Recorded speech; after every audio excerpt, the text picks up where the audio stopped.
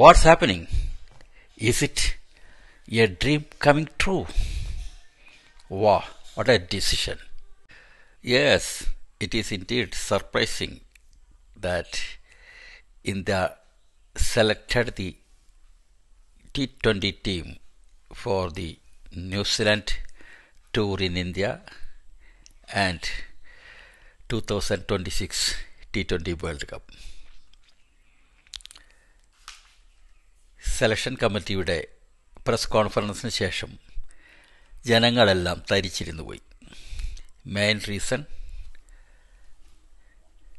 Vice captain Shubman Gill has been dropped from the T20 squad and Sanju Samson has been included in the team as a first wicket keeper. Cheers. ഏറ്റവും നല്ലൊരു ന്യൂസാണ് നമ്മൾ കേട്ടത്.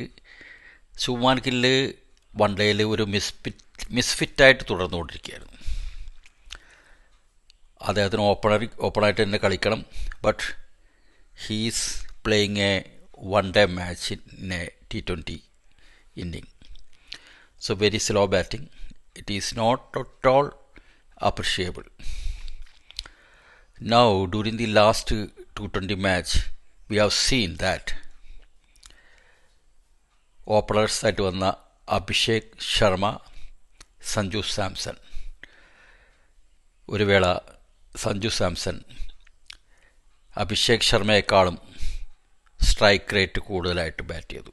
Super batting ആയിരുന്നു from both the batsman.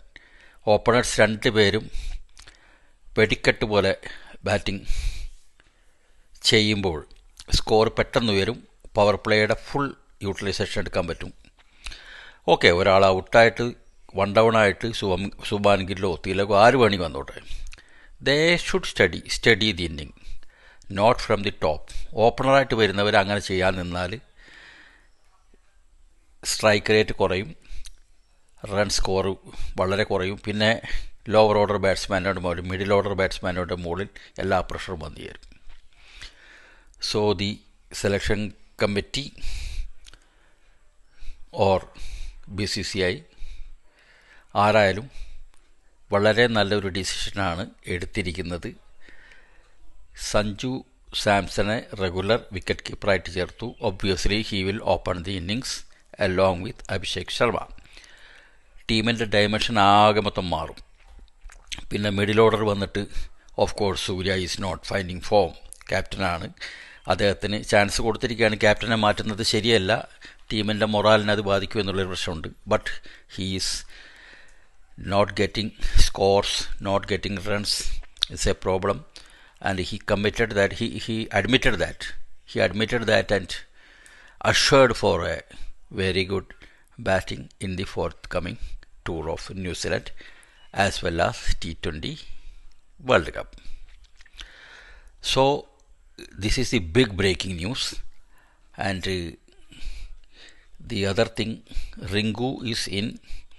Sanju Samson വന്നതോടുകൂടി open complete options ഒരുപാട് തുറന്നു.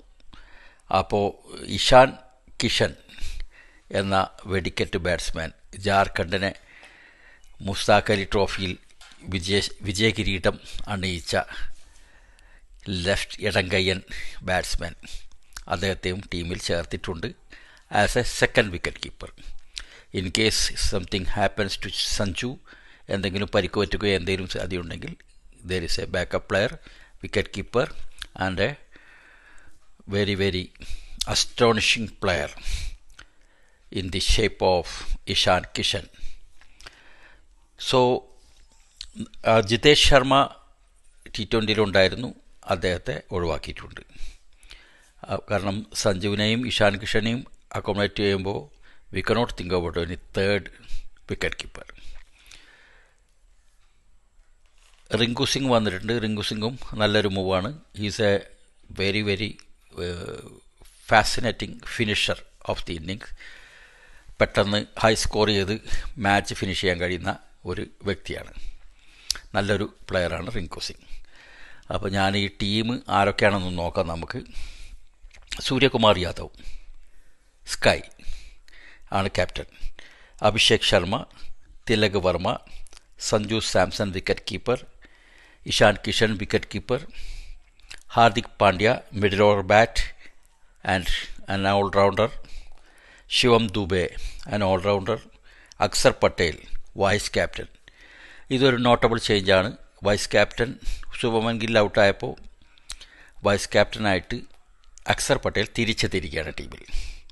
Washington Sundar, you can treat him like an all-rounder. നല്ല സ്പിന്നറാണ്, അത്യാവശ്യം ബാറ്റ് ചെയ്യും. Rinku Singh finisher, very good batting. Varun Chakravarthy spinner. Jasprit Bumrah fast bowling. Arshdeep Singh fast bowling. Harshit Rana fast bowling with little ബിറ്റിൽ batting. Kuldeep Yadav your leg spinner. It's a wonderful team.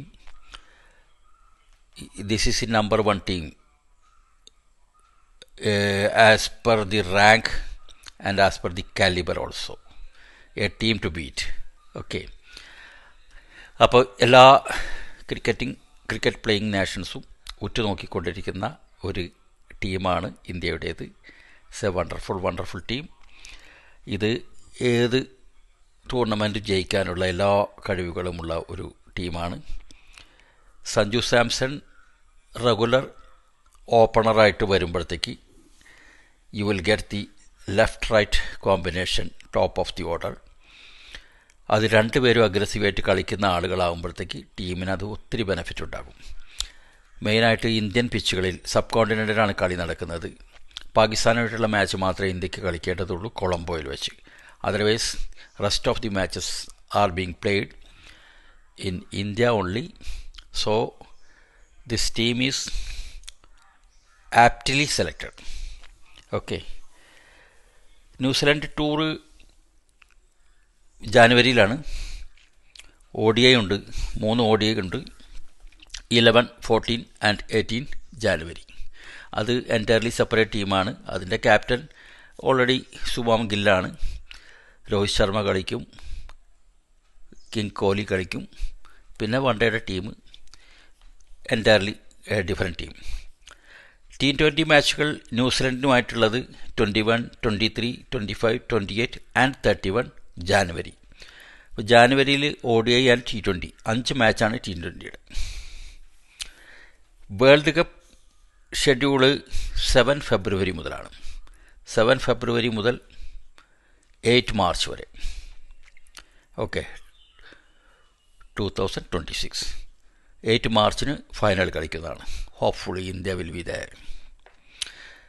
അത് 4 ഗ്രൂപ്പായിട്ടാണ് കളിക്കുക. India Pakistan same ഗ്രൂപ്പിലാണ്.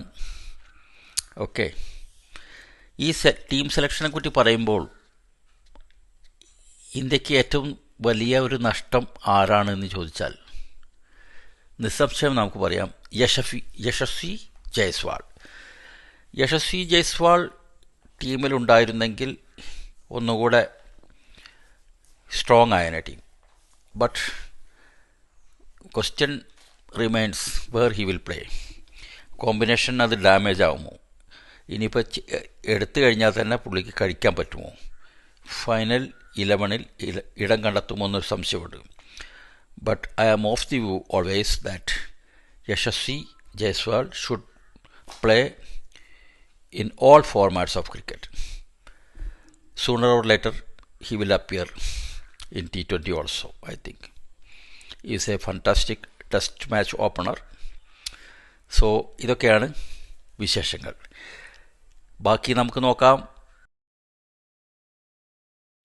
Ashes series Australia against England. 3ാം Ashes match, Ashes സീരീസിലെ 3ാമത്തെ test match കഴിഞ്ഞിരിക്കുകയാണ്. England വളരെ വൃത്തിയായി പരാജയപ്പെട്ടിരിക്കുകയാണ്. 3 മാച്ചും ഇംഗ്ലണ്ടാണ് തോറ്റത്. 3 മാച്ചും ജയിച്ച് ഓൾറെഡി 5 ടെസ്റ്റ് സീരീസിൻ്റെ ഓസ്ട്രേലിയ അവരുടെ പേരിൽ ആക്കി കഴിഞ്ഞു. ഇനി 2 ടെസ്റ്റ് മാച്ചാണുള്ളത്. അതിൻ്റെ റിസൾട്ട് എന്തായാലും 3 മാച്ച് ജയിച്ച സ്ഥിതിക്ക് ആഷസ് പരമ്പര ഓസ്ട്രേലിയ നിലനിർത്തി.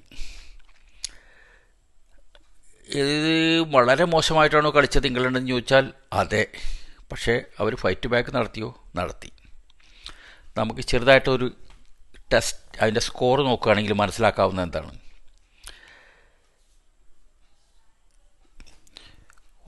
ഓസ്ട്രേലിയ ആദ്യ ഇന്നിങ്സിൽ 371, സെക്കൻഡ് ഇന്നിങ്സിൽ 349. ഓക്കെ. ഇംഗ്ലണ്ട് ആദ്യ ഇന്നിങ്സിൽ 286. അപ്പോൾ രണ്ടാം ഇന്നിങ്സിൽ അവർക്ക് 434 റണ്ണിൻ്റെ ടാർഗറ്റാണ് കിട്ടിയത്, 434. But they could accumulate. വളരെ സ്ട്രഗിൾ ചെയ്ത് പ്രയാസപ്പെട്ടിട്ടാണെങ്കിലും അവർ ഒരു വിധം അവർക്ക് ആകെ ഉണ്ടാക്കാൻ കഴിഞ്ഞ 352 റൺസാണ്. അത് ഇംഗ്ലണ്ടിൻ്റെ ഇപ്പോഴത്തെ ഫോം നോക്കുമ്പോൾ മോശമൊന്നും അല്ല കേട്ടോ. അങ്ങനെ ഒരു 82 റൺസിന് അവർ പരാജയപ്പെട്ടിരിക്കുകയാണ്. അവർ ശ്രമിച്ചു എന്നുള്ളതാണ്. ശ്രമിച്ചു എന്ന് പറയുമ്പോൾ ജാക്ക് ക്രൗളി അവരുടെ ഓപ്പണർ, ഇംഗ്ലണ്ട് ഓപ്പണർ 85 എടുത്തു. Jamie Smith 60 runs, Will Jacks 47 runs. ശ്രമിച്ചു. പക്ഷേ അവരുടെ ഇതുപോലുള്ള സ്കോറൊക്കെ പിന്തുടരുമ്പോൾ ജോ റൂട്ടിനെ പോലുള്ള, ഹാരി ബ്രൂക്കിനെ പോലുള്ള പ്ലെയേഴ്സ് ടോപ്പിൽ നിന്ന് തന്നെ കളിക്കണം. എങ്കിൽ മാത്രമേ ഇവരെ എവിടെയെങ്കിലും എത്തുള്ളൂ. അല്ലെങ്കിൽ പരാജയം സുനിശ്ചിതത്വമാണ്. ഓക്കെ.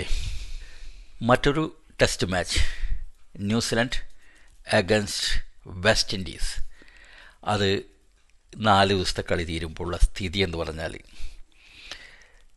461 ലക്ഷ്യം പിന്തുടരുന്ന West Indies 43 for no loss ആണ്.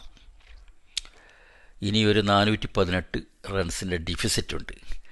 അത് മറികടക്കാൻ വെസ്റ്റ് ഇൻഡീസിനാകുമെന്ന് നമുക്ക് തോന്നുന്നില്ല. No way, I don't think. പക്ഷേ അവർക്ക് വിക്കറ്റ് പോവാതെ പിടിച്ച് നിന്ന് കഴിഞ്ഞാൽ മാച്ച് ഡ്രോ ചെയ്യാൻ പറ്റും. They can save from another defeat. Okay, let us see what happens. എല്ലാവരും വീഡിയോ ഇഷ്ടപ്പെട്ടെങ്കിൽ ലൈക്ക് ചെയ്യുക, സബ്സ്ക്രൈബ് ചെയ്യുക, and share it if you want to share it. Okay, bye bye. Thank you.